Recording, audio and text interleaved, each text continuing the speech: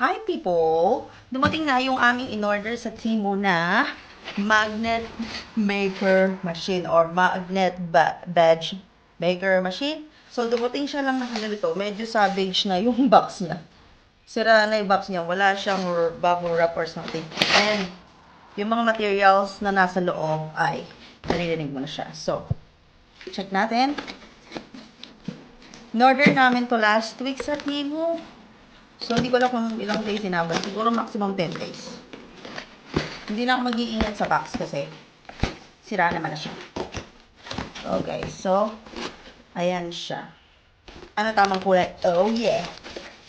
Tamang kulay! Kasi nga, favorite color ko ay blue. So, tada! Medyo heavy din naman siya, pero plastic yung materials. Wait there. Pakita ko sa inyo. Tinesting muna nila. So, working. Ayan yung pagkaka-testing ng ano. Plain lang siya, may blank. So, pag badge, ang gagawin mo, nalagyan mo siya ng pin dyan. Pero pagka magnet, nalagyan mo siya ng square magnet dito na adhesive. So, photo magnet siya or puro fridge magnet. So, ayan siya. No damage. So, kung gusto nyo magsimula ng printing business or photo magnet business at hindi nyo pa afford yung mamahalin na baka na heavy duty, dito kayo pwede mag-start. Meron na to sa Shopee, sa Lazada, sa TikTok, pero ako kasi dito ako sa Australia, so sa Temu namin siya nabili. So, comes with this. Ganyan.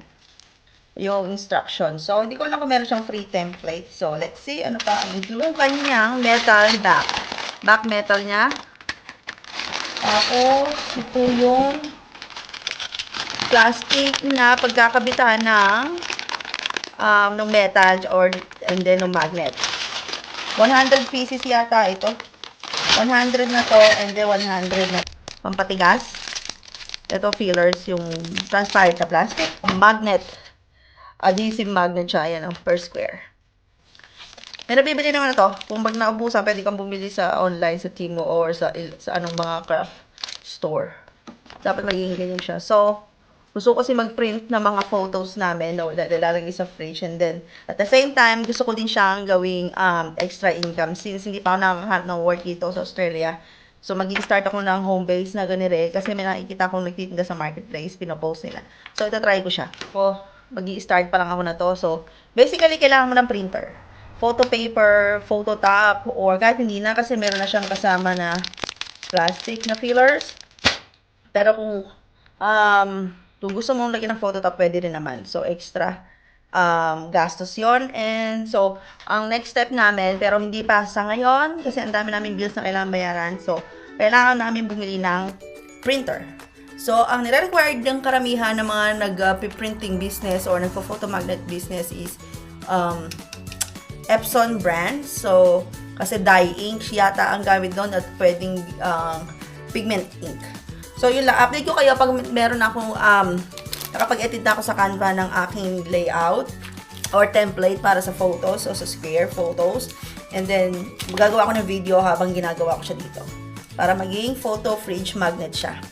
Ang size na to ay 2x2, 2 inches by 2 inches. Parang 2x2 wide.